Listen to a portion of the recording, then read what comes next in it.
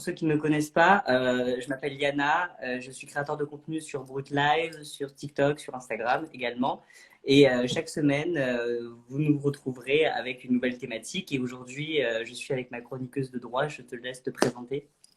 Donc rapidement, moi c'est Lucie, je suis doctorante à la fac d'Aix-Marseille Université et je fais actuellement une thèse sur les fausses informations et la liberté d'expression. Donc voilà, c'est en lien avec ma spécialité qui est le droit du numérique. Et je suis donc heureuse de vous retrouver ce soir. Et nous avons la chance d'avoir un invité. Je vais vous laisser vous présenter. Et on va parler de Oula, cybersécurité, cybercriminalité, le terrorisme sur voilà. Internet, enfin, plein de Et thématiques. voilà, on a plein de... Et puis effectivement, en fait, donc je m'appelle Nicolas Arpagian. Alors moi, je travaille depuis un certain nombre d'années justement sur ce qu'on va appeler les usages offensifs des technologies de l'information, donc dans lequel il y a à la fois les moyens techniques, et c'est ce que vous évoquiez avec la cyberattaque, ou en tout cas les moyens d'intrusion dans des systèmes, et puis également une deuxième composante qui est tout aussi importante dans des organisations numérisées, qui va être l'information en termes de fraude, d'usurpation. Alors évidemment, c'est plutôt le côté dark de cet univers numérique, mais dès lors que tout un chacun peut y être confronté dans sa vie personnelle, professionnelle, en tant que citoyen, en tant que salarié ou créateur ou dans toute fonction, c'est vrai que ça vaut le coup d'avoir cette explication. Et donc moi, je travaille au sein d'une entreprise qui s'appelle Trend Micro, qui est un des spécialistes mondiaux de l'analyse et de la compréhension de la cybermenace. Et puis j'enseigne au sein de l'École nationale supérieure de la police pour comprendre justement ces formes de criminalité.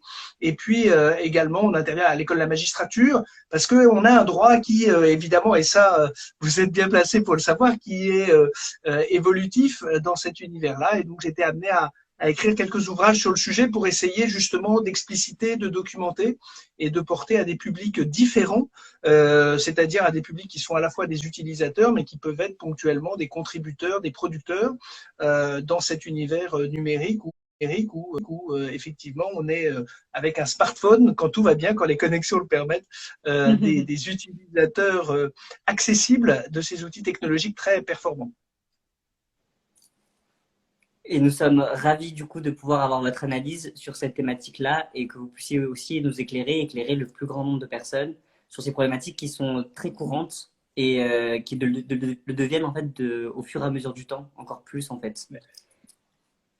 Et En fait, oui, au fur et à mesure qu'on met du numérique, vous l'avez vu avec un téléphone, avec en termes c'est pas une histoire de diplôme, c'est pas une histoire de fortune, c'est pas une histoire d'activité professionnelle. On a des gens qui, effectivement, avec un téléphone, connexion Internet, peuvent être à la fois producteurs, destinataires, partie prenante, mais également potentiellement ciblés, victimes aussi.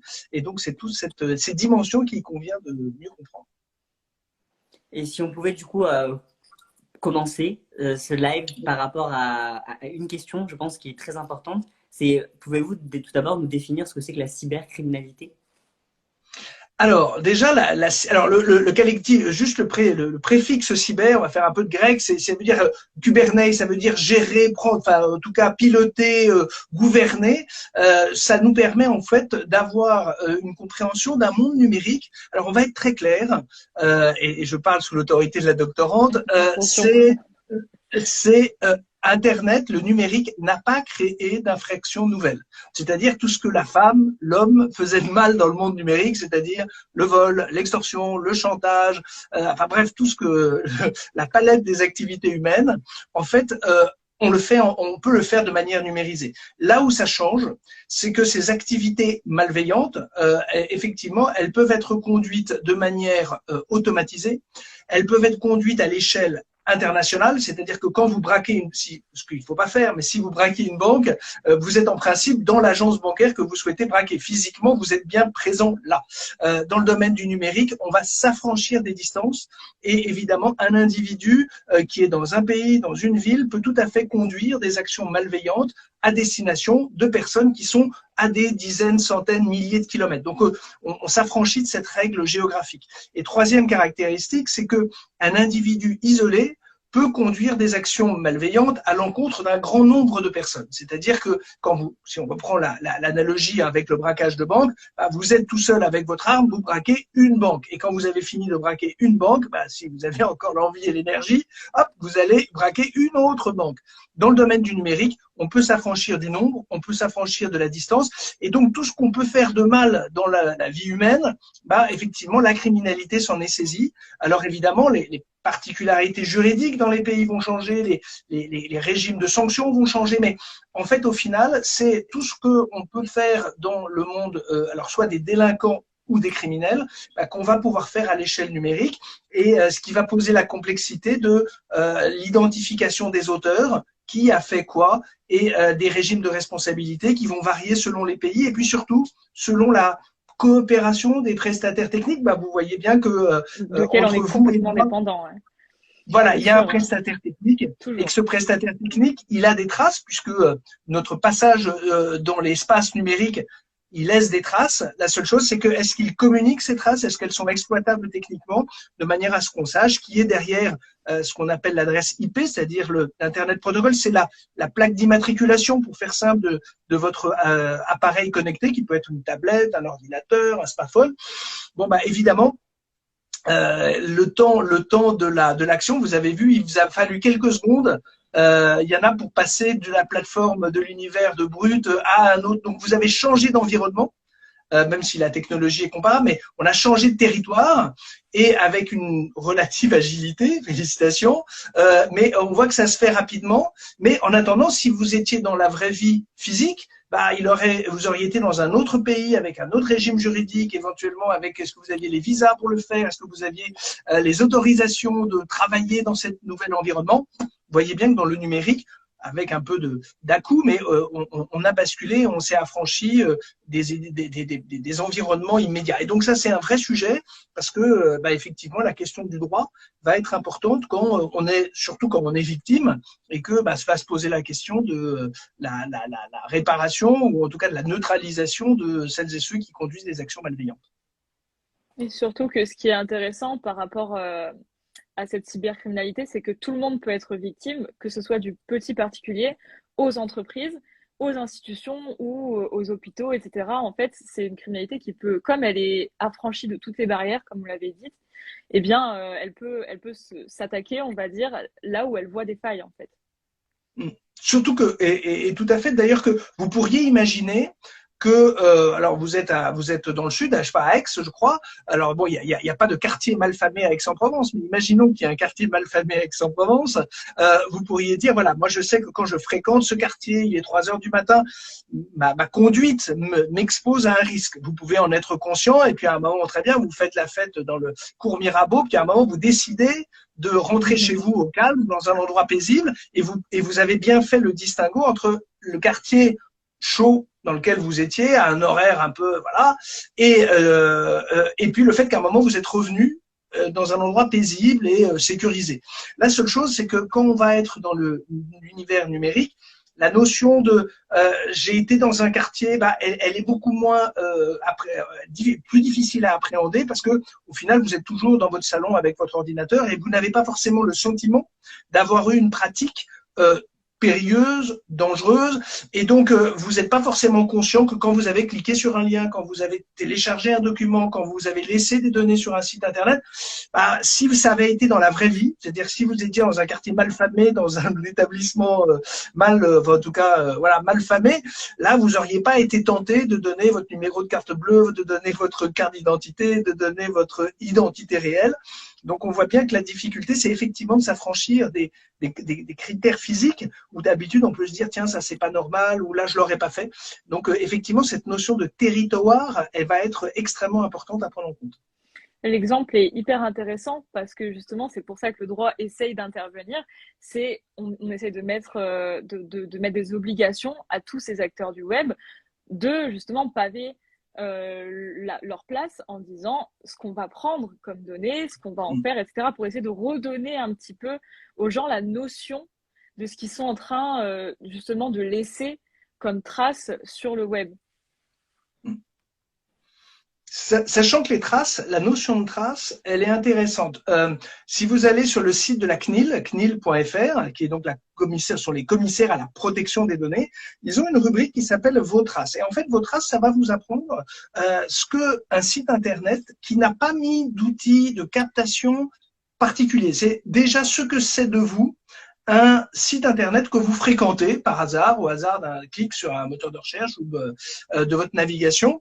Et en fait, ça va apprendre déjà votre adresse IP, c'est-à-dire donc votre plaque d'immatriculation, ça va apprendre votre langue, ça va apprendre éventuellement, d'ailleurs, la nature de votre logiciel, est-ce que c'est un Android ou est-ce que c'est un Apple ou un autre type d'équipement. Ça va même donner la taille de votre écran.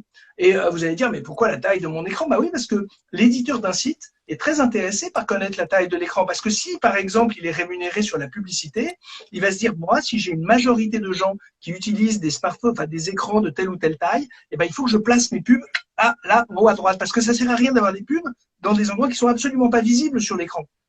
Et ainsi de suite. Il y a plein d'informations. Et donc déjà, vous voyez que même un simple clic sur un site fait en sorte que par votre seule présence numérique, vous laissez une trace et effectivement, le site internet va capter des éléments vous concernant et après, tout ça n'est pas problématique par nature, simplement, il faut juste le comprendre. Et une fois que vous l'avez compris, vous pouvez faire vos choix en disant, moi, est-ce que ça me convient ou ça me convient pas, mais au moins, vous le faites de la manière la plus éclairée possible. Et on parlait tout à l'heure, du coup, enfin, vous évoquiez tout à l'heure la cybercriminalité. Est-ce que, en termes de criminalité, il y a le terrorisme? Est-ce que, du coup, les traces qu'on laisse sur nos applications, de par nos téléphones, etc., est-ce que les terroristes peuvent les utiliser contre nous? Est-ce qu'on peut parler, du coup, de la notion de cyberterrorisme? Alors, on va juste les termes, parce que effectivement, le terme de terrorisme, qu'est-ce que c'est que le terrorisme? C'est le fait d'utiliser la peur comme étant un élément d'influence sur une opinion publique, de manière à créer une espèce de traumatisme ultime, de tétanie, de manière à sidérer les populations qu'on a visées. C'est pour ça que quand un attentat est commis, il y a évidemment les dégâts causés à la vie humaine des victimes, mais c'est surtout le fait de marquer les esprits au-delà des victimes immédiates et donc de créer un sentiment de peur. C'est vraiment ça le terrorisme. Alors c'est vrai que on l'a connu hélas en France dans la période 2015-2016, post-attentat de Paris, où effectivement l'arme numérique a été utilisée pour véhiculer des vidéos, notamment des images incitant à la diffusion d'un sentiment de terreur, d'inquiétude ultime. C'est vrai que l'usage aujourd'hui numérique tel qu'il a été documenté par des mouvements qu'on a globalement, en tout cas que on a qualifié de mouvances terroristes, c'était vraiment des éléments d'amplification de la peur de manière à avoir effectivement un impact sur les populations. On n'a pas documenté des actions l'équivalent, c'est-à-dire ce qu'on a vu avec le 11 septembre, c'est-à-dire des avions sur une tour, c'est quelque chose de très très grande ampleur. Ça n'a pas été documenté pour l'instant. On a vu des activités crapuleuses. Alors, une activité crapuleuse, c'est quand vous conduisez une action pour récupérer de l'argent, parce qu'il faut financer des actions politiques ou idéologiquement à finalité terroriste. Mais c'est vrai que pour l'instant, on a surtout vu un usage des technologies pour soit recruter des partisans à une cause, soit pour susciter un sentiment de légitimation, légitimer une action en disant voilà, oui, on a conduit telle et telle action violente, mais c'est parce que un tel nous agressait, un tel occupait ou nous posait problème. C'était plus dans la logique d'affrontement idéologique, de manière éventuellement à mobiliser des partisans, à désigner des ennemis, que d'avoir des actions concernant les infrastructures, les équipements. Alors, ça n'a pas été documenté jusqu'à présent, il ne faut jamais dire jamais, mais c'est vrai que pour l'instant, ça n'a pas été documenté, enfin en tout cas, ça n'a pas été constaté comme étant une des déclinaisons par des actions terroristes, sachant que, évidemment, par contre, ce sont des gros utilisateurs des systèmes de messagerie pour essayer d'entretenir des liens avec des relais dans différents pays, et puis éventuellement pour collecter des fonds, et puis susciter une revendication de ces actions de manière à défendre leur cause et à la faire connaître auprès d'un large public. Du coup, vous disiez tout à l'heure, on doit dire, enfin, faut jamais dire jamais. Mais du coup, quels sont les risques à craindre dans le futur par rapport à la cybercriminalité et par rapport au contenu terroriste sur le net? Alors, c'est pour ça que moi j'ai parlé au début, on a parlé au début d'usage offensif. Alors, l'usage offensif, après, qui est à la manœuvre, ça permettra peut-être d'arriver à la qualification que vous évoquez. Alors, est-ce que c'est un délit? Est-ce que c'est un crime? Est-ce qu'éventuellement, il y a une finalité terroriste? En tout cas, ce qui est certain, c'est que nos sociétés numérisées sont dépendants du numérique pour fonctionner, pour commercer, pour créer, pour s'éduquer, pour se soigner, pour interagir. Donc évidemment, la cohésion de notre collectivité est dépendante du fait que ces technologies, alors il y a trois critères qu'on prend en compte, trois critères. Le premier critère, c'est la disponibilité, le fait que quand vous voyez bien, vous connectez sur votre compte bancaire ou votre application préférée, que ça fonctionne. Au moment où, voilà, quand vous pareil, quand votre archivage de photos, de vidéos, il faut que au moment où vous allez vous connecter, ça fonctionne. Donc c'est la disponibilité. Mais c'est vrai également sur un système de pilotage dans une usine, ou que ce soit des feux rouges, ou que ce soit un système de supervision du trafic aérien, il soit disponible. La deuxième chose, c'est que c'est l'intégrité. L'intégrité, c'est que quand vous appuyez sur le bouton du thermostat, la température, que ça aille bien à la température que vous avez demandé. Quand vous demandez d'arrêter une vanne dans une usine ou dans une entreprise, que la vanne, effectivement, ça s'arrête. C'est-à-dire que l'objet l'outil fait ce pourquoi il est fait. Vous avez demandé qu'on vire telle somme d'argent, que la somme soit effectivement, le transfert soit effectivement réalisé. Donc on a cette question de l'intégrité, et de la même manière que quand vous consultez vos comptes, quand vous consultez votre messagerie, que les messages soient bien ceux-là, qu'ils n'aient pas été retirés, qu'ils n'aient pas été modifiés, voire que certains n'aient pas été supprimés. Et la troisième condition, ça va être la confidentialité. C'est vrai que, par exemple, votre messagerie, ou quand vous estimez que ce sont vos dossiers à vous, vos fichiers, que personne ne les a lus, que personne ne les a de manière de conserver la confidentialité qui tient à cette correspondance ou à ces écrits qui sont à vous. Alors ça peut être pareil dans une entreprise, s'il y a une recette pour une pâte à tartiner au chocolat bien connue, ou pour une boisson, un soda au cola également renommé, c'est une recette. Cette confidentialité de conserver le secret de la recette, c'est un élément stratégique. Donc pour une entreprise, et ça pourrait être pour un gouvernement, ça peut être pour un ministère de garder des secrets diplomatiques ou politiques. Donc évidemment, cette notion de confidentialité, donc l'intégrité, la disponibilité, la confidentialité, c'est les trois choses que des attaquants vont essayer de mettre à mal. Du coup, de ce que je comprends, c'est qu'il faut vraiment en fait séparer ce que c'est que le cyberterrorisme. C'est quelque chose d'encore un petit peu conceptuel, et en fait les cyberattaques qui, elles, existent déjà et qui, elles, engendrent de vrais risques par rapport aux trois éléments que vous venez de nous donner, en fait.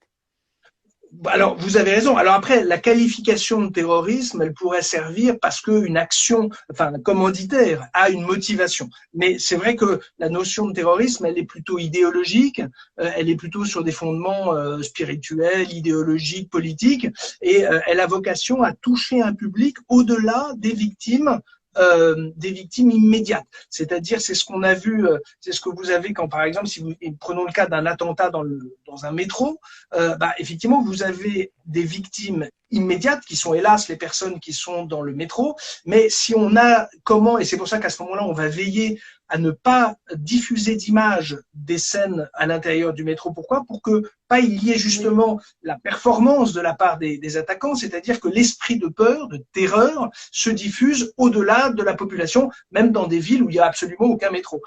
Mais c'est surtout que justement les attaquants gagneraient si effectivement ces images d'une très haute intensité, d'une grande émotion, étaient diffusées à grande échelle, et donc marqueraient les esprits au-delà du périmètre immédiat hélas, des victimes physiques qui, elles, sont en première ligne, évidemment. Donc c'est vrai que, et là on voit bien qu'on a cette dimension d'affrontement sur le terrain de l'information, oui. C'est que si on arrive à influencer les esprits, à fragiliser les esprits, à affecter les esprits, effectivement, votre capacité d'irradiation de l'activité vient bien au-delà des victimes immédiates. Mais c'est exactement pour ça qu'on a mis en place légalement beaucoup de dispositifs qui permettent de supprimer le plus vite possible et le plus efficacement possible ce genre d'image, pour pas entretenir justement cette peur et voilà cet effet de masse que veulent obtenir. Mais par contre, et là vous êtes et vous avez raison de souligner la question juridique. Après, c'est là où l'éducation de la population, la sensibilisation de la population peut faire aussi que les informations qu'on ne voit pas, enfin en tout cas qu'on ne subit pas, sont celles qu'on n'a pas partagées. Lorsque vous avez d'ailleurs à un moment une sirène retentit dans un quartier d'une ville et on se dit tiens, il y a un rassemblement de policiers, de médecins, enfin de SAMU, etc. On s'inquiète. Et c'est vrai qu'un des messages qu'on dit à la population, ne relayez pas de fausses nouvelles ou quand vous n'avez pas d'informations, ne rajoutez pas de l'anxiété ou vous ne savez pas, il sera toujours temps. Voilà. Et c'est vrai que c'est là où tout un chacun, et on revient au propos déjà du début, qui est de dire tout un chacun avec son téléphone a un rôle à jouer, parce que le fait de ne pas relayer telle ou telle information un peu douteuse ou en tout cas incertaine, va permettre justement de contenir ce qui pourrait être alors soit une manipulation avérée, soit être en fait juste de la fausse information, mais qui contribue à polluer le climat général, à dégrader le sentiment de tout un chacun. Donc voilà, même en étant à la tête d'une petite communauté de quelques dizaines, centaines de followers selon la plateforme sociale de votre choix, effectivement, on va s'apercevoir que sa maîtrise éditoriale, et là on se retrouve, chacun devient un peu rédacteur en chef de sa plateforme, c'est-à-dire de dire voilà, moi, je relaye pas cette information. Alors, on l'avait vu, hélas, à l'époque des décapitations, à l'époque de violences sur les personnes. Enfin, il y a, hélas, plein de circonstances dans lesquelles on a pu se poser la question. Mais c'est vrai qu'on a, alors, la question de la responsabilité juridique pourrait se poser, mais c'est surtout avant tout une responsabilité personnelle de dire, voilà, moi, je vais pas contribuer à amplifier et en quelque sorte à donner raison à ces terroristes et à des gens qui souhaiteraient au contraire que le sentiment de peur se diffuse. Et donc, un des moyens qu'on a de résister en tant qu'individu isolé, c'est de ne pas contribuer à l'amplification des actions de communication des personnes qui effectivement ont des velléités malveillantes. Mais il y a une zone sur le net qu'on ne contrôle pas, c'est le dark web. Et est-ce que le dark web est un accélérateur de la diffusion de ce genre de contenu à caractère terroriste ou de criminalité? Alors, il faut partir de l'idée qu'une technologie, on la qualifie souvent d'agnostique. Agnostique, c'est, alors, désolé pour le cliché, mais c'est le principe d'un marteau. Quand vous avez un marteau, ce marteau, c'est un outil formidable qui vous permet de construire une maison. Et puis, c'est un outil qui vous permet aussi de fracasser la tête de votre voisin. Bon. Donc, en fait, l'outil n'est que ce qu'on en fait. Juste pour dire un mot, c'est que effectivement, la partie, pour faire simple et à grands traits, la partie principale, enfin en tout cas qu'on connaît et que pratiquent la plupart des internautes, c'est effectivement un monde référencé par des moteurs de recherche. Ce qui n'était pas le mode opératoire initial de l'Internet. Privilège de mon âge, j'ai connu le monde avant Google et avant que Google n'existe. Et en fait, avant, vous n'aviez pas de moteur comme Google, qui est une page blanche avec juste le petit cartouche pour poser votre requête. Vous aviez ce qu'on appelait des portails. Et en fait, les gens qui avaient conçu des portails, alors c'est des noms qui ne vous disent plus rien, mais qui s'appellent Nomad, Lycos, etc. En fait, la page d'accueil était un peu comme une de journal. C'est-à-dire qu'il y avait une rubrique économie, une rubrique politique, une rubrique sport, une rubrique et quelques premiers titres d'actualité. Et en fait, il y avait bien sûr un module pour faire des recherches, mais déjà votre entrée dans le monde de l'information était éditorialisée, pour faire simple, par des algorithmes, mais en tout cas, on mettait à votre portée, à votre connaissance, déjà des éléments, comme une de journal quand vous vous promenez devant un kiosque et que vous vous dites, tiens, j'ai vu la couverture de ceci, le titre de cela. Et là où Google a fait une révolution de concept, c'est qu'elle dit non, en fait, il ne faut pas faire ça. Je vais vous faire une page toute blanche. Je vais vous mettre juste un endroit pour chercher. Vous ne serez pas influencé par, c'est pas quelqu'un d'autre de vous dire d'aller regarder, voilà, il y a ça en avant. Par contre, et ce que ça a changé dans le comportement, c'est que par essence, vous ne pouvez chercher que ceux que vous connaissez déjà. Jusqu'à un moment, on vous dit alors, qu'est-ce qui t'intéresse? Bon, et ben toi, vous êtes obligé de taper. On peut pas, on n'attire pas votre attention sur un sujet. On fait en sorte de vous dire. Et donc, ça veut dire que effectivement, on remet la main. Enfin, on remet l'outil dans la main de l'utilisateur. La seule chose, c'est que effectivement, comme vous ne cherchez que ce que vous connaissez déjà, effectivement je donne pas d'enfermement, mais vous êtes déjà dans un monde où il y a moins cette logique de curiosité où un peu on vous prend par la manche, on dit tiens regarde, je vais te dire tiens il se passe ceci ou tiens il se passe cela. Et donc c'est vrai que c'est là où on voit effectivement que l'usage du numérique va, l'usage de l'outil technique va façonner la manière dont on va être destinataire et consommer de l'information. Et donc, évidemment, dans un univers où on essaye d'influencer les uns, influencer les autres, ben, c'est important de comprendre comment s'organise l'accès à l'information. Et est-ce qu'en tant qu'utilisateur, on a des moyens, du coup, pour lutter, en fait, contre ces contenus de cybercriminalité? Alors, je vais peut-être laisser la juriste parler, parce qu'effectivement, il y a des... Alors, voilà, il y a des règles dans les pays, puis des conditions générales d'utilisation, mais je pense que vous allez pouvoir en parler plus savamment. Déjà, vous avez déjà donné un élément de réponse pour ce qui était des contenus. C'est vrai que le meilleur moyen de lutter contre les contenus qui sont illégaux, c'est de pas les partager, de pas les mettre en valeur. Et évidemment, il y a un autre moyen qui est le signalement.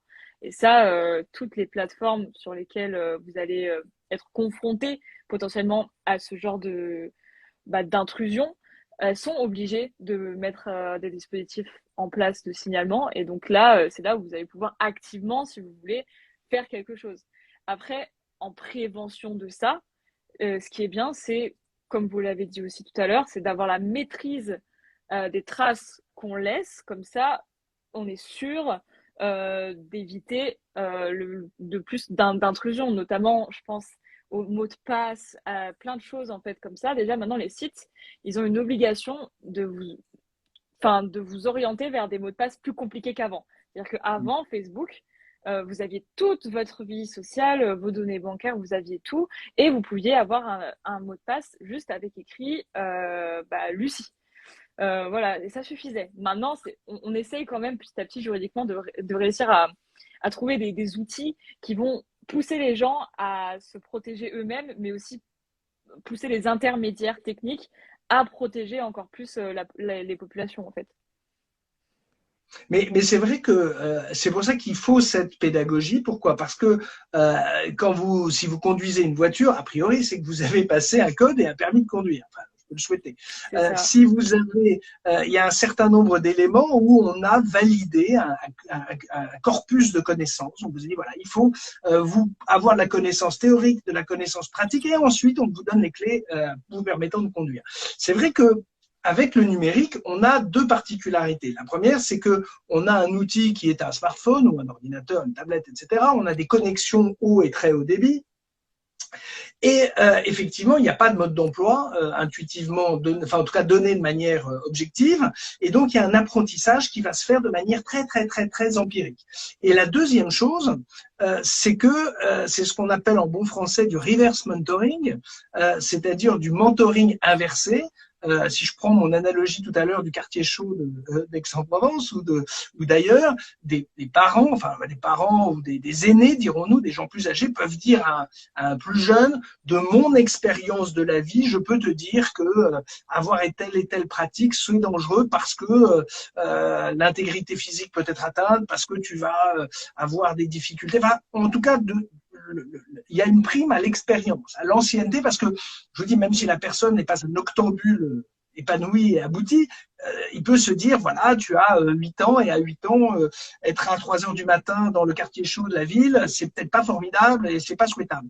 La difficulté dans l'univers numérique, c'est que celles et ceux, et on le voit avec certains législateurs, on le voit avec certains encadrants, ça peut être des parents, ça peut être, n'ont pas toujours une connaissance de l'environnement dans lequel vont être les personnes pour lesquelles sur lesquelles ils ont autorité ou pour lesquelles ils ont une responsabilité. Et c'est vrai que c'est ça qui est compliqué, c'est que effectivement, ça va être d'arriver à établir des règles dans un univers qui est très mouvant, qui est très évolutif, et avec des menaces qu'on a du mal à concevoir. C'est-à-dire, je prends un exemple. Il y a quelques temps, à l'époque, vous aviez Angela Merkel était chancelière d'Allemagne, et effectivement, à un moment, comme toute femme d'État ou chef d'État, elle est prise en photo quotidiennement. Et il s'avère que des médias ont réussi, à partir de photos publiques, pas de photos publiées dans la presse, à reconstituer les empreintes digitales de la chancelière d'Allemagne. Et donc, effectivement, avant, on aurait pu imaginer que quand le chef d'État salue de la main, ça n'a pas beaucoup d'importance. Mais c'est vrai qu'on s'est aperçu que la technologie rendait possible le fait de récupérer, donc dans le cas de la biométrie, c'est ces éléments physiques de chaque individu qui singularisent tout un chacun. Bah, effectivement, c'était pas envisageable avant. C'est-à-dire qu'à un moment, on disait, bah non, j'ai pas pris des photos de quelqu'un qui passe tous les jours à la télévision, je risque rien et c'est pas un problème. Et donc, régulièrement, on va avoir des failles ou des moyens d'exploiter des points de vue qui, avant, techniquement, étaient complexes, coûteux, demandaient des moyens extrêmement conséquents, et qui là, effectivement, vont pouvoir être utilisés, alors par des gens mal intentionnés, certes, mais en tout cas, c'est des technologies qui existent. Et donc, c'est vrai que c'est important de comprendre qu'on est dans un domaine qui est évolutif en permanence. Même vous-même, les technologies que vous avez connues et ce qui était faisable il y a encore 3-4 ans est très différent de ce qui est faisable aujourd'hui, et je peux prendre le pari qu'effectivement, il est vraisemblable que dans les 2-3 ans, les usagers… Donc, c'est compliqué d'avoir une compréhension des usages problématiques, c'est-à-dire qu'ils peuvent être alors malveillants, illégaux ou pas, enfin après toute la gradation et l'appréciation, mais c'est effectivement compliqué pour des gens qui avant pouvaient dire une arme à feu c'est dangereux et c'est toujours dangereux de manière à peu près constante. Et là, on est dans des usages des données. Juste un mot de droit, mais qui est intéressant, c'est que même la définition d'une donnée personnelle a évolué. Avant, historiquement, c'est une donnée qui permettait d'identifier quelqu'un. Et au fur et à mesure de l'arrivée du numérique et de l'intensification, on est devenu à une donnée qui permet d'identifier quelqu'un ou de le rendre identifiable. Oui, et ça paraît, alors vous allez me dire, c'est des plaisirs de juriste que de rajouter des petites bricoles, mais c'est important. Je prends un exemple. Vous êtes allé sûrement dans des brocantes, dans les campagnes, etc. Puis à un moment, vous avez toujours des gens qui vendent des vieilles cartes postales, des vieux livres et des vieilles photos que des gens utilisent pour faire de la déco dans des restaurants. Enfin, on essaie. Bon, il s'avère que pourquoi ces photos historiques, qui peuvent avoir 50, 60, 70 ans, 100 ans, en fait, on les utilise, mais on les utilise comme déco parce que oui, c'est bien un individu qui est sur la photo, il y a bien un vrai homme ou une vraie femme qui a bien existé, mais en fait, on a coupé tout lien avec une capacité d'identification, de dire c'est monsieur Jean-Paul machin ou Geneviève truc, parce que c'est un nom. Et donc, en fait, ça devient des sujets abstraits.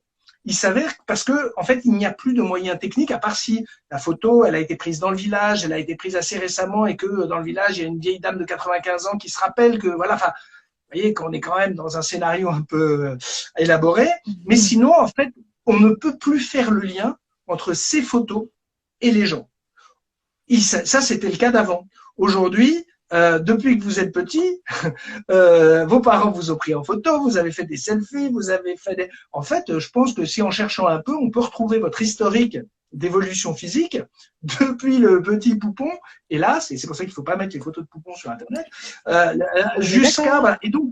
Voilà. Et donc, une photo toute seule, aujourd'hui, avec une photo toute seule, on peut identifier quelqu'un. Ce qui n'était pas faisable 30 ou 40 ou 50 ans avant. Et donc, on voit bien qu'il y a des notions qui évoluent. Voilà. Et donc, dans ce contexte-là, les droits doivent progresser. Et c'est comme ça qu'au fur et à mesure, on a changé nos données personnelles. C'est des données qui permettent d'identifier quelqu'un, mais aussi de le rendre identifiable. Et c'est vrai qu'on voit bien que si la personne, alors évidemment, si c'est André Dupont, ce sera un peu plus compliqué à retrouver, mais dès lors que vous avez une date de naissance, vous avez éventuellement un prénom, s'il est suffisamment original, enfin au singulier en tout cas, eh ben, avec un prénom, on peut retrouver quelqu'un, ce qui, avant, de par la non-disponibilité des bases de données, rendait les choses beaucoup plus… Et donc un oubli ou une discrétion, alors quelquefois c'est bienvenu, quelquefois c'est regrettable, mais un oubli social qui était beaucoup plus accessible. Et vous parlez tout à l'heure de l'environnement qui est en mouvance et du coup qu'on ne peut pas forcément contrôler ce qui va se passer dans 2-3 ans. Et là, bientôt, Emmanuel Macron, dans son programme politique, voudrait créer un métaverse mondial. Vous en pensez quoi du métaverse ? Alors, on va peut-être rappeler ce que vous expliquez, ce que c'est qu'un métaverse. C'est déjà une proposition, alors qui émane quand même, il faut quand même le rappeler, d'une entreprise commerciale qui est donc d'ailleurs le groupe Meta, donc qui nous héberge à l'instant, Oui. c'est-à-dire le groupe Facebook. Enfin, historiquement Facebook. L'ambition de Mark Zuckerberg, président et fondateur de Meta et donc de Facebook, c'est de dire c'est de rendre un univers numérisé global, c'est-à-dire un environnement dans lequel vous allez avoir non seulement une interaction en texte, en vidéo, mais que vos déplacements, votre vie soit pas tellement dans un univers strictement physique, mais dans un univers totalement numérisé. Pour un exemple, plutôt que d'aller visiter, d'aller voir la place Saint-Pierre à Rome ou la Piazza Navona à Rome, en fait, que vous alliez la voir dans un cadre numérisé. Vous restez à Aix-en-Provence, vous mettez votre masque et votre casque de réalité virtuelle et vous vous retrouvez à vous promener à côté du Colisée, à Rome. Donc c'est vraiment que ça concerne votre vie en termes de loisirs, en termes d'interaction professionnelle, voire pourquoi pas académique, puisque dans le cadre d'une formation, simplement que ça se fasse dans un territoire maîtrisé par. Alors et c'est là où votre sujet vient, c'est que pour l'instant, le métavers tel qu'il est envisagé, il est quand même piloté par un éditeur qui est, si on prend le modèle de Monsieur Zuckerberg avec Facebook, enfin avec Meta, mais Google ambitionne d'avoir le même. Microsoft adorerait avoir le sien. Donc vous voyez que c'est des territoires distincts, alors dont on ne sait pas encore s'ils seraient interconnectés. Moi, je serais, je sais pas, dans l'univers de Microsoft. Est-ce que nous pourrions pour l'instant, c'est absolument pas décidé. Simplement, vous voyez bien qu'on est dans des univers propriétaires. Et c'est important de le considérer parce que, alors, je vais essayer de la citer de mémoire, mais la définition d'un État, selon les juristes consultes, c'est-à-dire les spécialistes du droit public, donc le droit qui gère les relations des États et des collectivités, enfin de tout ce qui est le secteur public, dit que il faut trois conditions pour qu'il y ait un État. Il faut du droit, c'est-à-dire des règles, que ces règles et ce droit s'appliquent à une population. Donc si vous n'avez pas de population, il n'y a pas d'État. S'il n'y a pas de droit, il n'y a pas d'État. Et la troisième condition, c'est qu'il faut que ce droit s'exerce sur une population rassemblée sur un territoire. Voilà. Et donc, il faut un territoire. Et c'est comme ça que des communautés n'ont pas de territoire et donc ne sont pas des États. Bon, après, il y a un petit sujet en droit international public de reconnaissance. Il faut que les autres États vous reconnaissent comme État, mais dans les compétences, dans les composantes intrinsèques, c'est ce qui fait vraiment le truc, il faut du droit qui s'exerce sur une population rassemblée sur un territoire. Et vous voyez bien que ces trois critères, bah tiens, ça commence à ressembler, bah tiens, notre réseau social, il est là. Quand vous vous êtes inscrits, et celles et ceux qui nous écoutent se sont inscrits, ils ont signé des conditions générales d'utilisation.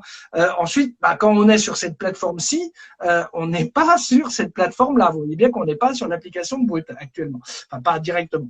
Et donc on voit bien, tiens, j'ai du droit. Tiens, j'ai un territoire et puis j'ai une population, c'est-à-dire que bah, j'ai vos followers, votre communauté. Mais dis donc, est-ce que ça ne veut pas dire que là, ça commence à avoir la saveur et l'apparence d'un État? Ah bah oui, un peu quand même. Et donc, c'est un vrai sujet. C'est un vrai sujet de créer cet environnement. Alors quand le président de la République, Emmanuel Macron, appelle de ses vœux, alors lui, il appelle plutôt un métavers européen. Dans la nomenclature. Voilà. Bah, évidemment, il vous dit, bah, il voit bien, il se dit, bah, d'accord, mais si c'est pour créer un écosystème dans lequel moi, nous, Européens, on est au mieux des utilisateurs, et pas tellement comment dire, des gens maîtres de leur destin, bah, c'est un sujet de préoccupation. Et c'est là où vient la question de l'autonomie, éventuellement de la souveraineté, de l'exercice d'un État, parce que effectivement, bah, vous voyez bien que ceux qui sont aujourd'hui en mesure de proposer ces environnements techniques, économiques, juridiques, bah, c'est plutôt de grandes multinationales qui ne relèvent pas historiquement, culturellement, de l'approche européenne. Parce que par rapport à ça, moi, je me pose une question parce que il y a aussi, je vois la ville de Séoul qui a déclaré vouloir être la première ville entièrement dans un métaverse, etc. Mais en fait, ce que je me demande, c'est vers qui donc ces acteurs publics vont se tourner pour pouvoir bâtir leurs univers numériques, puisque, enfin, je pense qu'on a quand même une quantité limitée de personnes, de sachants pouvant créer cet univers et que enfin, on sait très bien que le monde du public a beaucoup moins de moyens financiers et techniques que justement ces grandes entreprises qu'on a vues aujourd'hui. Donc, est-ce que justement, ça risque pas de créer un risque sur sur la vraie cybersécurité à cause de failles potentielles, faute de moyens? Alors, en fait, comme vous, en tant que juriste, vous savez qu'on a trouvé des modèles, parce qu'après tout, la concession, la effectivement, lorsqu'un État dit, bah tiens, moi j'aimerais bien avoir des routes super chez moi, mais j'ai pas les moyens d'avoir des routes super chez moi. Donc qu'est-ce que je fais? Péage, vous allez gagner de l'argent et l'argent il ira pour vous. Mais moi, État, je serais content parce que j'aurais des super routes. Et puis ça m'aura pas coûté d'argent puisque c'est l'entreprise privée. Et puis l'entreprise va dire, bah oui, mais moi, il faut que je gagne ma vie, donc je vais faire un prix de péage. Il faut que vous me garantissiez ce péage pendant 10, 20, 30, 40 ans, etc. Donc on a connu ce modèle-là. Simplement, c'est vrai que le problème, c'est que c'est une chose de le faire pour les routes. Et on a vu que c'était pas évident de voir la notion de profitabilité, de gain et pour l'utilisateur. C'est-à-dire, que vous avez bien vu que on a un utilisateur qui est à la fois citoyen et à la fois client. Donc c'est sur la même tête qu'on a ces deux dimensions. Donc la question qui va se poser, c'est effectivement, et là vous avez raison, c'est qui a la main. C'est-à-dire pour écrire un cahier des charges, ensuite pour opérer d'un point de vue technique, et ensuite pour contrôler. Parce que, effectivement, si vous n'avez pas l'expertise, vous ne pouvez pas contrôler. Et ça, c'est vrai que c'est un vrai sujet. C'est un vrai sujet parce que on le voit dans le numérique. On a un très bon exemple. Lorsqu'au moment de la pandémie sanitaire, pour avoir une photographie de l'état sanitaire du pays, pour avoir une compréhension de où on en est quant à la progression des contaminations, c'est un étudiant de Télécom Nancy qui d'ailleurs n'était pas encore diplômé de Télécom Nancy, qui a fait une application que le président de la République a fini par utiliser et que l'État a fini par utiliser pour arriver à une compréhension du phénomène. Alors que ce monsieur n'avait pas d'argent, de ressources, de puissance financière, il n'avait pas, il n'était pas diplômé encore. Alors, on peut être talentueux sans être diplômé, c'est pas le sujet, mais vous voyez ce que je veux dire. Donc simplement, il a l'intelligence de la situation, l'intelligence de comprendre le problème et d'y apporter. C'est une initiative privée, individuelle. Et donc, évidemment, et vous avez raison, c'est que se pose déjà et plus que jamais, la question de l'expertise et de l'engagement apporté à l'expertise. Quand vous êtes une jeune femme ou un jeune homme qui souhaite sauter en parachute, être sur un porte-avions et remonter les Champs-Élysées à contresens avec une voiture avec un gyrophare, c'est des activités diverses. Aujourd'hui, il faut être soit policier, soit gendarme, soit militaire. Voilà.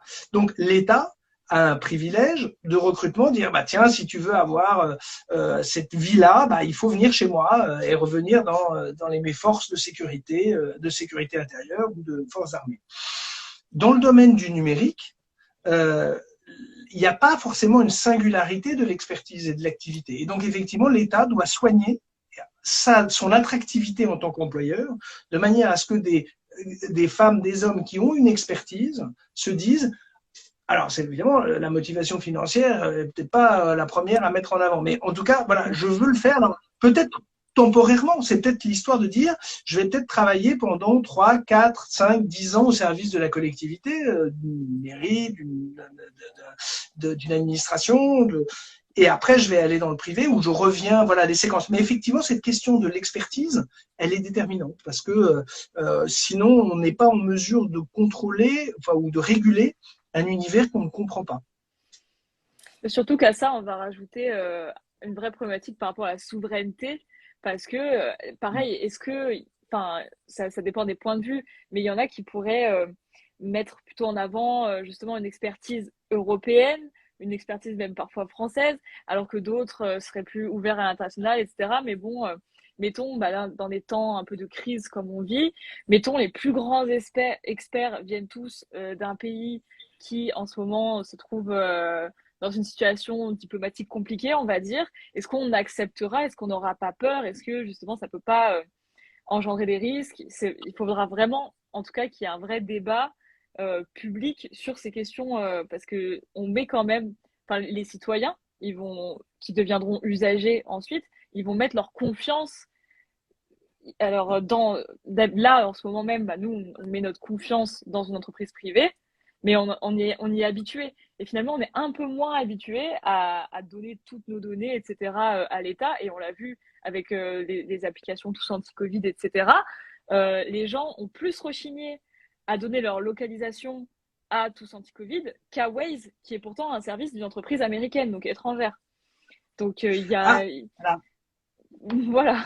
C'est pour ça qu'il y a deux conditions ou deux cases à cocher. La première, c'est de comprendre les enjeux et de savoir quelles sont les conséquences, parce que effectivement, des gens n'ont pas forcément une conscience claire. Et c'est vrai que c'est la difficulté. C'est pour ça que la seule réponse juridique n'est pas suffisante. La preuve, c'est que quand vous vous inscrivez ou vous naviguez sur des pages, la réglementation européenne sur les données personnelles vous a imposé aux éditeurs de vous mettre, est-ce que vous voulez les cookies, vous savez, est-ce que vous acceptez le paramétrage?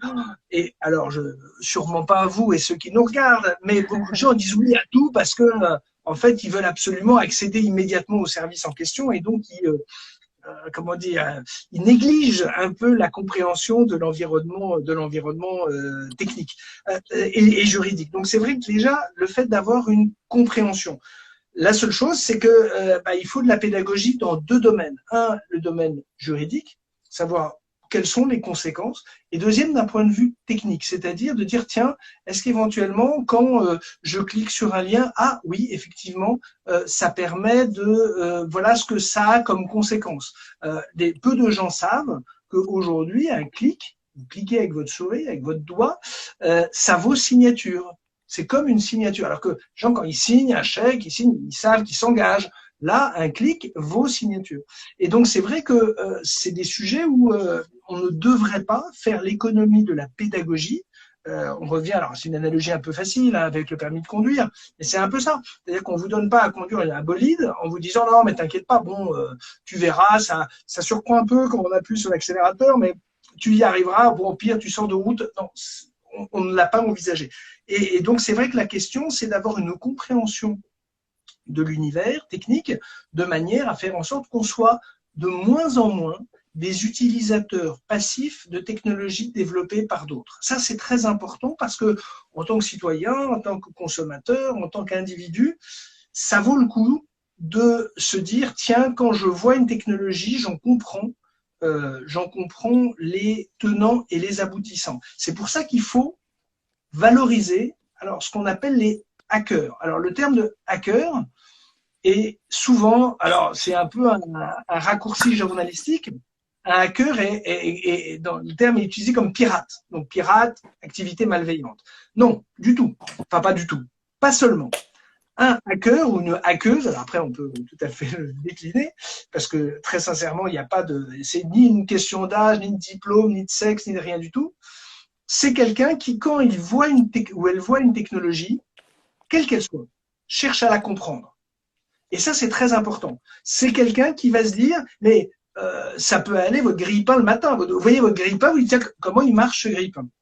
Et l'idéal, c'est quand vous dites, pour comprendre comment il marche, je vais démonter mon grille-pain. Voilà, j'ouvre mon grille-pain.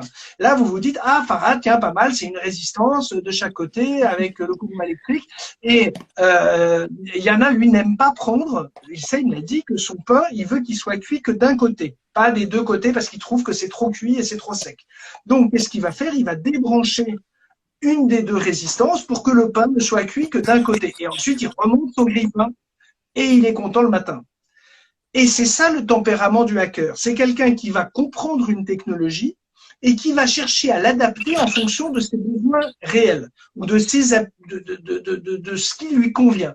Et plus on aura des gens, garçons, filles, âgés, jeunes, etc., qui auront une compréhension des outils techniques et qui pourront la personnaliser, l'adapter, c'est comme ça d'ailleurs que la créativité se développe. Et c'est pas pour ça d'en faire tout le monde des ingénieurs de plus haut niveau, c'est pas le sujet. C'est juste d'avoir des gens qui, quand on leur met un grille-pain entre les mains, se disent pas, c'est une fatalité, je mange mon pain trop sec et c'est comme ça jusqu'à la fin de mes jours et c'est tant pis, il n'y a pas d'autre solution. Dans le domaine technique, il s'agit plus, on aura des gens qui pourront questionner une technologie, bah à ce moment-là, ils pourront se dire, mais attends, c'est un peu intrusif quand même de faire ça. Est-ce que c'est nécessaire que quand je souscris à un service, que ça pompe? Prenez l'exemple d'une application. Une application, elle va vous dire, moi, on n'avait pas une application qui fait lampe torche. Alors maintenant, tous les téléphones ont des lampes torches, mais avant, on vous disait, l'application que j'ai téléchargée vous demande d'accéder à votre géolocalisation, à vos carnets d'adresses, à vos contacts et à votre base de photos. Bah non, c'est peut-être totalement disproportionné. Moi, je veux juste un truc qui me permette de faire une lampe torche ou de faire. Et donc, plus vous pourrez questionner le sujet, plus vous pourrez dire, ah ben non, cette application, je ne vais pas la prendre parce que je trouve qu'elle me demande d'accéder à mes photos, à ma géolocalisation, à mon carnet d'adresses. Bah non, je trouve que c'est disproportionné.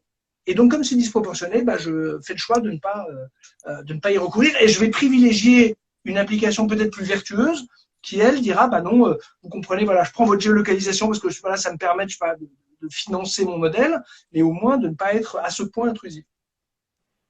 Et en tant que spécialiste de l'analyse de la cybersécurité, quels seraient les dangers par rapport au méta s'il y avait une cyberattaque qui devait se manifester? Alors, en fait, le danger, vous l'avez compris, il va être sur les trois domaines, mes trois piliers de tout à l'heure, sur l'intégrité, la disponibilité, la confidentialité.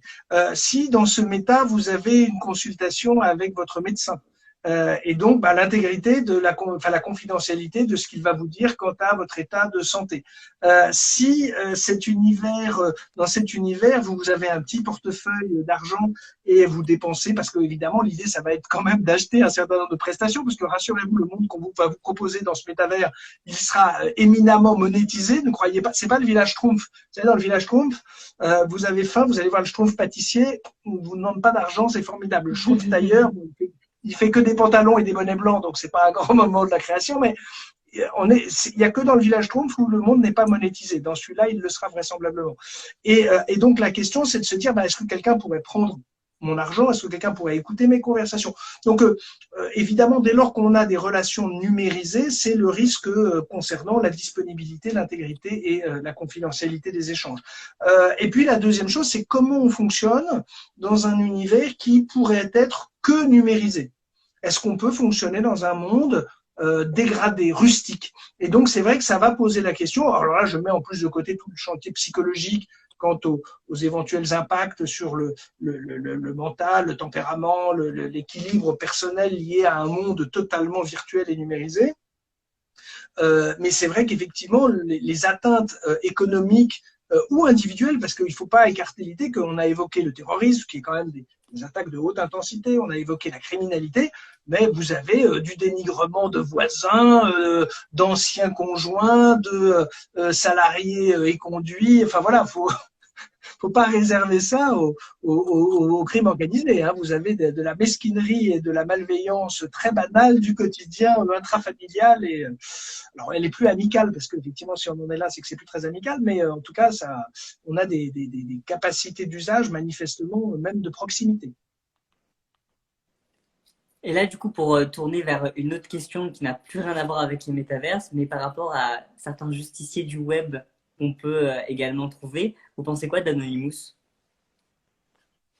Alors, je ne sais pas, après, je pense que notre ami pourra nous expliquer ce que c'est un justicier du web. Alors Anonymous, pour expliquer de quoi il s'agit, c'est une mouvance qu'on a vu arriver au tout début des années 2010, notamment à un moment où ce qu'on a eu les révoltes arabes, c'est-à-dire Anonymous, donc c'est avec le masque de Guy Fawkes que vous connaissez peut-être, donc qui est effectivement une référence historique et littéraire.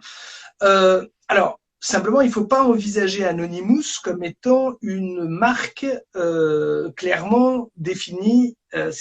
C'est une mouvance. Tout un chacun peut se revendiquer d'Anonymous, ponctuellement, à tort ou à raison, réellement. C'est-à-dire que il n'y a pas, c'est pas une marque protégée en disant tiens, vous voyez, comme quand, je sais pas si vous utilisez telle ou telle marque de vêtements ou de luxe, hein, ah non, attends, là vous avez des juristes qui vont vous dire bah non, là t'as pas le droit parce que là tu comprends, il y a des droits, etc. Non, Anonymous, personne peut vous dire ah non, là t'as utilisé la marque Anonymous, t'avais pas le droit parce que c'est un gaz, ce que j'ai appelé une marque ombrelle, c'est-à-dire quelque chose qui recouvre des activités, qui d'ailleurs n'est ni un gage d'un engagement dans un sens politique et qui n'est ni un gage non plus de compétences techniques ou informatiques. Deuxièmement, d'ailleurs, quelqu'un qui viendrait vous voir, bonjour Yana, je suis Anonymous, est-ce qu'on peut faire un live? Par essence, il n'est pas Anonymous, puisque quelqu'un qui vient vous voir en sortant du bois en disant bonjour, je suis Anonymous, donc vous voyez que c'est quelque chose d'assez diffus. Ce qu'ils ont fait ces derniers jours dans le cas du dossier et des événements tragiques en Ukraine, alors, c'est ce qu'on appelle du défaçage, donc des modifications de pages d'accueil de sites Internet et essentiellement du déni de service. C'est-à-dire que lorsque vous mobilisez beaucoup d'ordinateurs, ça peut être fait à l'insu des propriétaires des ordinateurs, parce que imaginons que votre ordinateur soit infecté, on va lui donner l'ordre de se connecter à un site. Et donc, l'addition de toutes ces connexions simultanées va paralyser le site qui va être fait, par exemple, pour gérer simultanément, je dis n'importe quoi, 50 000 connexions. À partir du moment où vous lui faites venir 100 000 connexions, il se bloque. Et donc, en le bloquant, c'est un peu, si on fait une analogie, c'est comme si vous organisiez une manifestation devant une boutique, devant une boulangerie. Quand vous organisez une manifestation devant une boulangerie, enfin devant une boutique, vous n'agressez pas le vendeur, les vendeuses, vous ne volez pas de pain, vous n'abîmez pas la vitrine, simplement vous empêchez les clients d'accéder à la boutique. Et donc, vous pénalisez l'activité de la boutique parce qu'elle n'a plus de clients. Mais vous ne détruisez rien, vous faites juste en sorte qu'elle ne soit plus accessible. C'est ce qu'a fait ces derniers temps Anonymous de manière très ponctuelle, c'est-à-dire que ce n'est pas des attaques qui ont duré longtemps, et ils l'ont fait avec des sites institutionnels, c'est-à-dire d'administration. Donc des sites dont la modalité, surtout quand vous êtes dans des pays, dans des logiques de guerre, c'est pas ça qui va venir déstabiliser. Enfin voilà, ils ont affaire à des vrais problèmes quant à leur intégrité physique et à leur survie. Donc ce sont des actions symboliques, par contre, qui peuvent être conduites à distance et qui en plus permettent d'être visibles. C'est-à-dire que quand vous commencez à avoir ces actions, par exemple, si à un moment je vous dis ah tiens, dis donc, le site internet de tel média, de telle banque, de telle administration est hors d'état de fonctionner parce qu'il est saturé d'accès, vous pouvez le vérifier par vous-même. Et il n'y a pas beaucoup de choses que vous pouvez vérifier par vous-même à l'échelle internationale. Et donc là, ça a un petit effet ponctuel de communication. Il n'empêche que, et a fortiori dans un contexte d'affrontement de niveau de la guerre, c'est des écorchures, c'est des égratignures qui sont totalement marginales. Donc l'action, elle a été conduite. On a réactivé cette communauté Anonymous, mais à ce jour, elle est voilà, faut quand même garder la proportion des choses par rapport en plus dans des pays où c'est vraiment l'intégrité physique et la vie humaine qui sont en cause.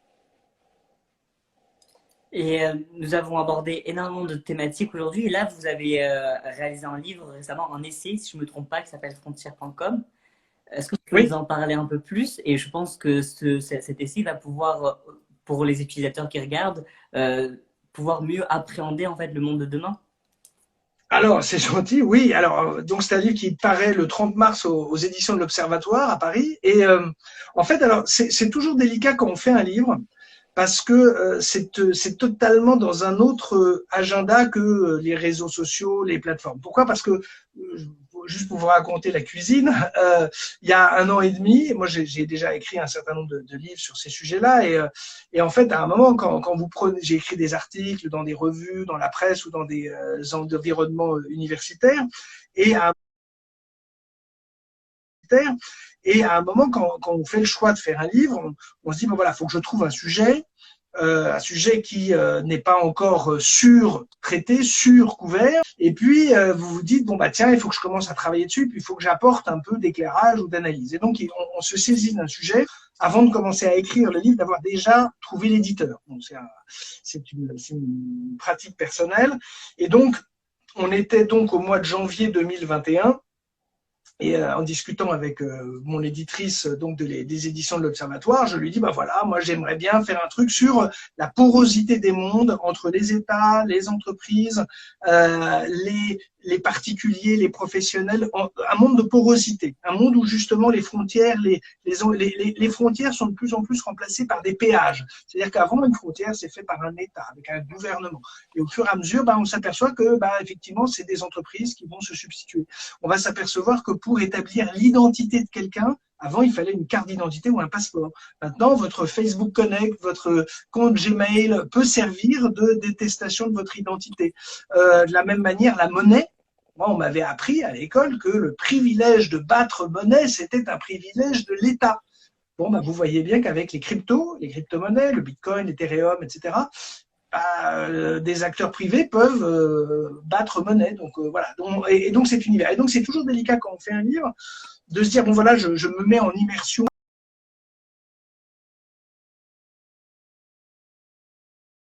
L'intensité de l'actualité fait effectivement que votre réflexion que vous avez conduit un peu solitairement dans votre coin, avec entouré de documents, on est entouré de livres et de rapports, d'études, etc. Et puis vous accouchez de ce truc-là qui fait 300 pages, ou je sais pas, et qui en fait effectivement, et on le voit dans le conflit ukrainien, si demain l'Ukraine utilise la force du téléphone portable pour faire la géopolitique du gouvernement de M. Zelensky, en prenant la parole auprès il l'a fait au Congrès américain, il l'a fait au Sénat et à l'Assemblée nationale française, devant la Knesset en Israël, l'Assemblée nationale israélienne.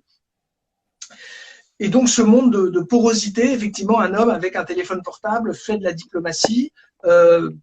Il y a une mise en œuvre technique qui fait que si demain l'Ukraine était totalement envahie, le gouvernement, la mémoire numérique de l'État ukrainien serait transférée physiquement en dehors des frontières de l'Ukraine.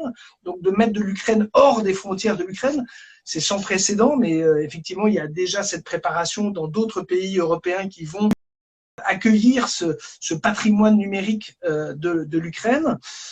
Et donc voilà. Et donc effectivement, ce livre Frontières.com, il a la prétention ou l'ambition de parler de ça, de se dire comment on envisage dans un monde mouvant, poreux, sachant, et c'est ma conviction, mais pour plein d'autres sujets liés à ça, que plus on aura des gens éclairés sur le sujet, sur les questions de c'est quoi la technologie, c'est quoi le droit, mes droits, parce qu'on ne peut être protégé que par un droit qu'on connaît et qu'on est en mesure d'invoquer. Et donc, c'est pour ça qu'il ne s'agit pas de, là encore, que tout le monde devienne doctorant ou docteur en droit, après trop de concurrence. Et puis, voilà. Mais c'est surtout que les gens, quand même, s'approprient un peu plus les questions juridiques, parce que il y a énormément de thématiques qui émergent et qui n'existaient pas avant, et donc on ne peut pas tellement compter sur des analogies. Et donc c'est pour ça qu'effectivement c'est important d'insuffler une réflexion, de manière là encore à être des gens, des citoyens de plus, enfin en tout cas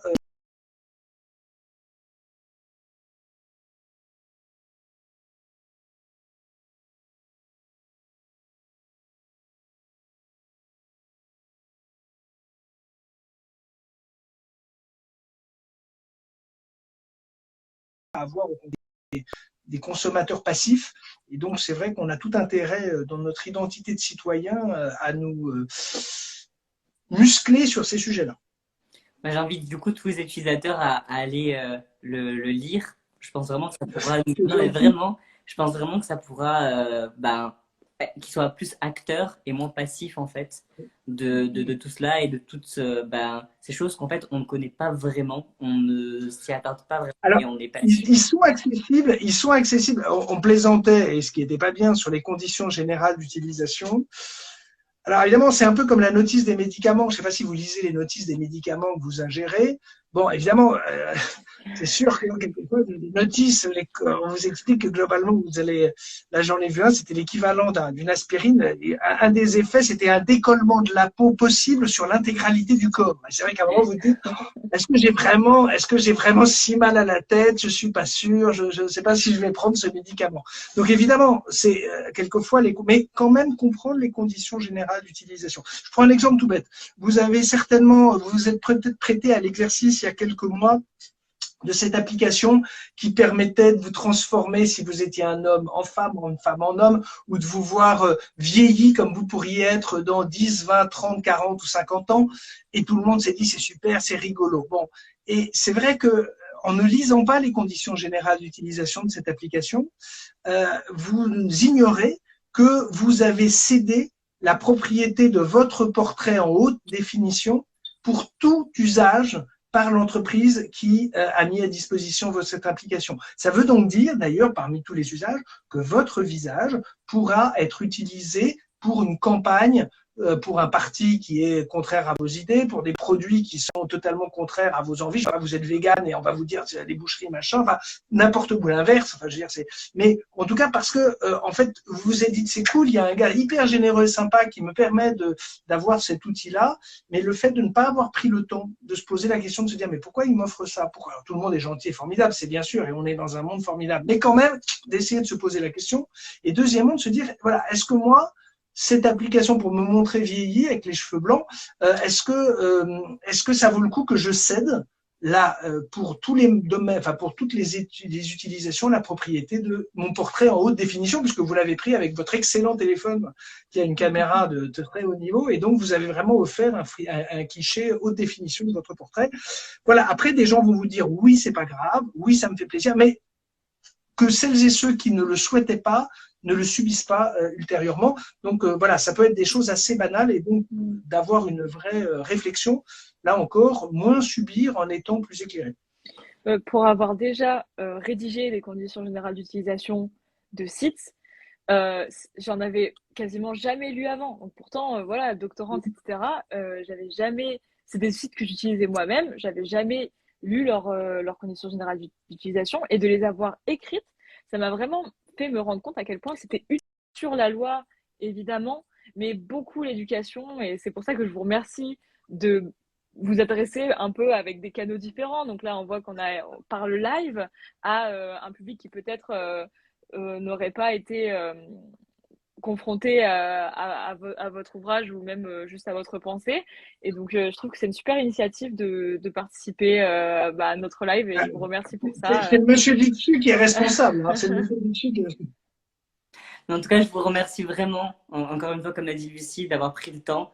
Je ne sais pas si on peut vous retrouver quelque part en dehors de votre ouvrage. Alors moi, je suis sur un réseau de vieux qui s'appelle Twitter, parce que effectivement, c'est une logique, voilà, effectivement, où les interlocuteurs en tout cas se prêtent. C'est vrai que construire une communauté, ça prend du temps, surtout quand on est sur des sujets un peu de fond comme ça. Donc c'est vrai que le Twitter pour ça est plutôt, donc le compte s'appelle Cyberguerre, parce que effectivement c'est un outil. Alors moi c'est pour ça que je regarde avec intérêt les autres écosystèmes. Vous avez vu qu'en Russie, lorsque un certain nombre d'éditeurs de grands réseaux sociaux ont décidé de fermer, vous avez eu des appels désespérés d'influenceurs, d'influenceuses qui ont vu du jour au lendemain leur communauté disparaître, parce que effectivement l'éditeur avait décidé. Et c'est vrai qu'elle disait, mais ça fait des années que j'ai travaillé à construire ma communauté. Et d'ailleurs on fait la boucle par rapport à notre propos d'ouverture, c'est que effectivement vous êtes nous sommes dans des terrains de jeu que nous ne maîtrisons pas. Quand vous êtes commerçant, vous avez votre petite boutique, vous avez votre clientèle, vous avez la main dessus parce que c'est vous qui interagissez directement. Là on a des plateformes. Quand vous êtes commerçant, vous avez votre petite boutique, vous avez votre clientèle, vous avez la main dessus parce que, et là on va pas discuter sur le fond et pourquoi, mais vous voyez que quand une plateforme décide que de dire tiens, telle personne n'a plus le droit d'être présente, telle autre peut l'être, telle autre je vais lui interdire ceci, ne lui autoriser que cela, pourquoi pas, mais c'est vrai qu'on transfère à des acteurs privés des actions qui dans d'autres environnements ou dans d'autres époques, relevait d'un État élu démocratique. Rétablir un relatif équilibre. Et en tant que consommateur, on a un vrai choix parce que Yana parlait du métavers. Alors, si vous cherchez sur vos moteurs de recherche favoris, vous verrez un univers qui s'appelait Second Life. Second Life a existé, un univers pareil. Alors, un peu moche sur l'esthétique. Alors, eux, ils assumaient directement puisqu'il y avait une monnaie où on pouvait acheter avec un Linden dollar qui opportunément valait $1 US comme par hasard. Et en fait, qui a eu un moment de hype, de vraiment très à la mode. Et puis en fait, à un moment, les gens se sont dit, mais c'est complètement, c'est moche, je perds du temps, ça m'apporte rien. Et la technologie existe, elle est toujours disponible. Et si vous allez sur Second Life, ce qui est un métavers version 2.0, oui, parce que là, si on parle d'un métavers 3.0, mais là, on est 2.0. Simplement, à un moment, le rapport coût-bénéfice, les gens se sont dit, bah, en fait, ça m'apporte rien. Et ce truc-là, c'est vidé. De la même manière que il y a quelques années, un chanteur, quand vous étiez un chanteur avec de l'ambition, il fallait avoir un compte MySpace. MySpace, c'était le réseau social. Si vous étiez chanteur, chanteuse, va dire. Bon, aujourd'hui, MySpace existe toujours. C'est moins le top de la branchitude. Voilà. Donc, en tant qu'utilisateur, on a un moyen de voter avec nos doigts, nos pouces, nos trucs là. Enfin voilà, on peut voter. C'est-à-dire qu'à un moment, on se dit ah ça me convient pas. On peut en s'en allant, en marquant cette désapprobation. On peut jouer, simplement il faut de la masse, il faut que ça pèse sur la comptabilité de ces éditeurs, de ces plateformes. Mais donc il n'y a pas de fatalité et que effectivement en tant que consommateur, on a aussi des capacités d'action qui sont tout à fait scrutées avec intérêt de la part des gestionnaires de ces plateformes. Alors ils le feront pas forcément par humanisme, mais par intérêt, ils le feront avec empressement. En tout cas, nous invitons tout le monde à aller du coup sur votre compte Twitter. C'est Cyberguerre, comme ça ils pourront être acteurs et ils pourront du coup voir ce que vous faites. C'est gentil, merci beaucoup. Et du coup, Lucie, toi, bah, c'est Lucie de la G, c'est ça, sur TikTok. Et non, sur TikTok, c'est une petite prof. C'est ça. Et puis voilà, et moi, retrouvez-moi sur tous mes réseaux, sur Yana encore. En tout cas, merci beaucoup. On vous réinvitera sûrement pour parler d'un autre sujet parce que moi, ça m'a intéressé. Et j'espère vraiment que vous accepterez. C'était vraiment super. Merci. Merci beaucoup en tout cas. Merci. Et bonne fin de soirée. Bonne fin de soirée. Merci.